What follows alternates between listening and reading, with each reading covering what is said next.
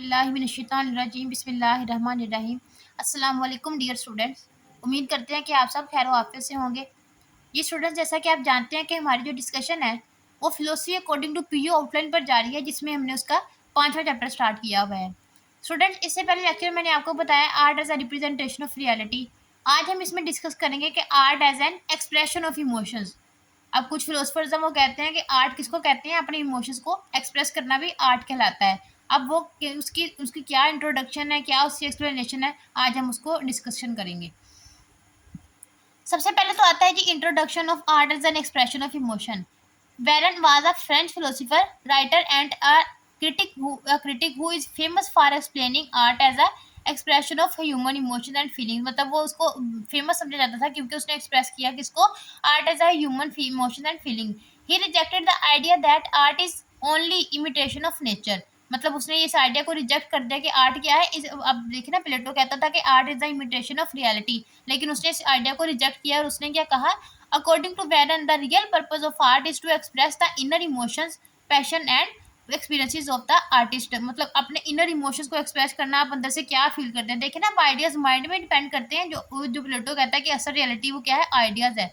अब आइडियाज को एक्सप्रेस करेंगे तो ही कुछ पता चलेगा कि आर्ट क्या है। तो इसने वेरन ने क्या किया कि प्लेटो के व्यू को आर्ग्यू किया और कहा कि आर्ट क्या है, express the inner emotions, passion and experience of the artist.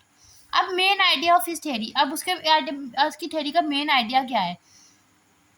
The central idea of Veron's theory is that emotions are the soul of art. अब दो इमोशंस क्या है, साउल ऑफ आर्ट है। आर्ट किस तरह रिप्रेजेंट किया जा सकता है, थ्रू इमोशंस के साथ। आप पेंटिंग, म्यूजिक और sculpture becomes meaningful when it expresses the feelings of the artist. अब देखिए, जब कोई म्यूजिक बजाता है तो वो उसकी फीलिंग्स को एक्सप्रेस करता है कि नहीं करता। आप उनकी फीलिंग्स को एक्सप्रेस करते हैं, उनकी फीलिंग्स को महसूस करते हैं। तो उसका स्कल्पचर हो जाता है बिकम्स मीनिंगफुल। मतलब आप कोई पेंटिंग देख लें, आप पेंटिंग को देखते हैं तो आप कहते हैं वाह कितनी खूबसूरत है। उसमें आप अपनी फीलिंग्स उनके साथ शेयर कर रहे होते हैं, वो अपनी फीलिंग्स आपके साथ शेयर कर रहे होते हैं। Of the artist without emotions art become lifeless and mechanical. Mechanical means बस उसका मैकेनिकल यूज होगा, मतलब उसका इमोशनली कोई यूज नहीं होगा आपकी रियल लाइफ में। नेक्स्ट आ जाता है आर्ट एंड ह्यूमन फीलिंग्स। मतलब आर्ट और ह्यूमन फीलिंग्स कैसे रिलेटेड है। Warren believes that human naturally express their emotions through artistic activities. अपने इमोशंस को किस तरह एक्सप्रेस करते हैं, आर्टिस्टिक एक्टिविटीज। अब वो एक्टिविटीज क्या है, artist use colours, words, sounds. Mean देखे ना, आप कलर्स को यूज करते हैं पेंटिंग, वर्ड्स को यूज करते हैं पोइट्स। अब जो पोइट्स होते हैं वो वर्ड्स को यूज करते हैं। साउंड्स मीन्स जो साउंड्स को यूज करते हैं जो सिंगर होते हैं। And shapes show to show their inner feelings. अब क्या करते हैं, वो अपनी इनर फीलिंग्स को शो करते हैं थ्रू पेंटिंग, पोइट्री एंड अपने सिंगिंग के जरिए। When people experience art, they can also feel those emotions। अब देखें ना, आप किसी सॉन्ग को सुनते हैं, आप किसी पोइट्री को देखते हैं या फिर आप किसी पेंटिंग को देखते हैं, तो आप भी सेम फीलिंग एक्सपीरियंस करते हैं जो वो आर्टिस्ट कर रहे होते हैं। Therefore, art creates emotional connection among human beings। मतलब क्या करता है, आर्ट एक इमोशनल कनेक्शन बना देता है बिटवीन ह्यूमंस। अब नेक्स्ट आ जाता है रिजेक्शन ऑफ इमिटेशन थ्योरी। अब वेरन ने क्या किया था, इस थ्योरी को रिजेक्ट कर दिया था, imitation of reality.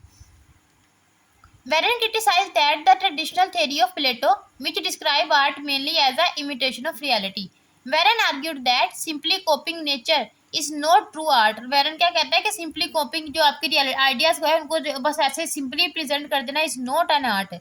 True art comes from the creativity and the emotional expression. True art कहाँ से आता है, आप उनको सही से एक्सप्रेस करें। ये नहीं है कि आप उसको डायरेक्ट कॉपी कर दें, नहीं, आप उनको बिल्कुल एक्सप्रेस करें अपने इमोशंस के जरिए, अपनी फीलिंग्स के जरिए, अपने स्किल्स के जरिए।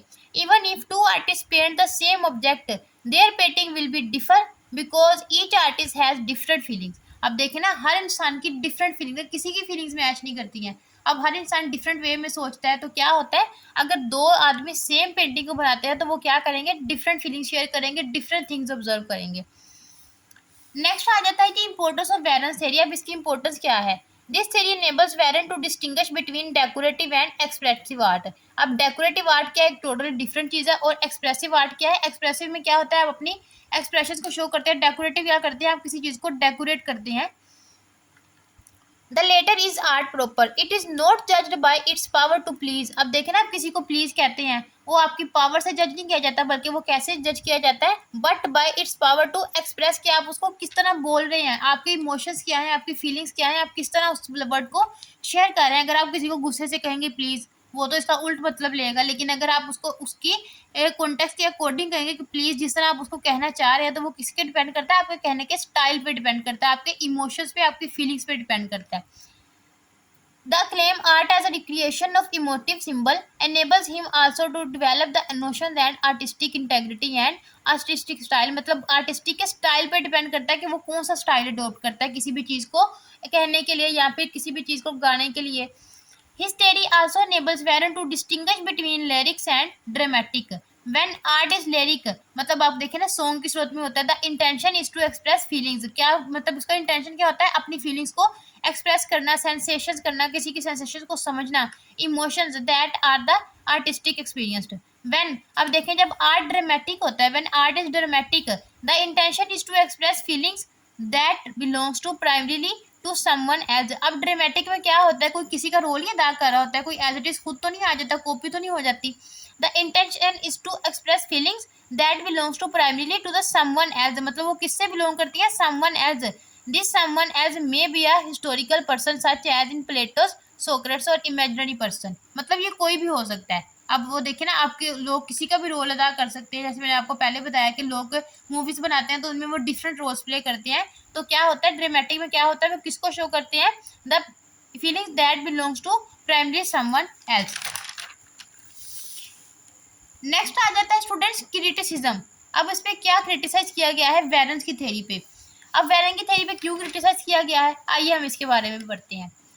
वेरन्स theory is criticised because it explains art only through emotions. मतलब अब वेरन की थ्योरी को क्यों क्रिटिसाइज किया गया है, ये आर्ट को शो करती है क्यों, through emotions, and ignores their important qualities of art such as beauty, creativity and techniques. अब देखें, अब अगर वेरन कह देता है कि सारा आर्ट डिपेंड इमोशंस पे करता है, लेकिन देखें ना, कुछ चीज़ों में ऐसी होती है, स्किल भी मैटर करते हैं। पेंटिंग है, आपको पेंटिंग करनी आएगी तो ही आप उस पर आप अपने इमोशंस को शो करेंगे ना, तो क्या करते हैं, स्किल भी मैटर करती है। लेकिन ये वेरन क्या कहता है, ओनली डिपेंड्स ऑन इमोशंस, आपकी इनर फीलिंग्स पे डिपेंड करता है आर्ट।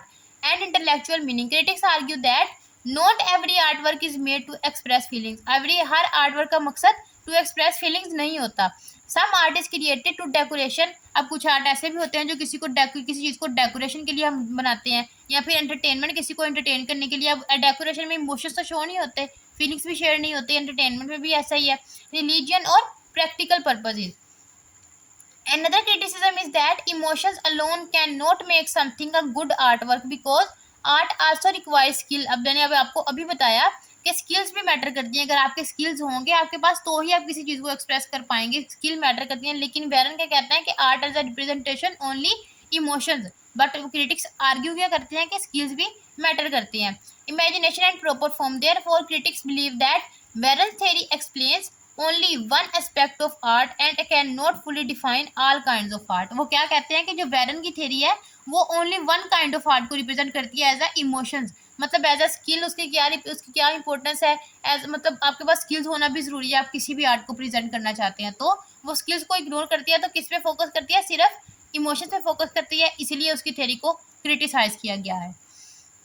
जी स्टूडेंट्स, आज के लेक्चर में इतनी ही थ्योरी थी। इंशाल्लाह हम नेक्स्ट लेक्चर में अपनी लास्ट थ्योरी को डिस्कस करेंगे, जो है art as the communication of emotions. अगर आपको वीडियो अच्छी लगी, अगर आप मुझे थैंक यू कहना चाहते हो, तो मेरे चैनल को सब्सक्राइब कर दें, वीडियो को दोस्तों के साथ शेयर करें।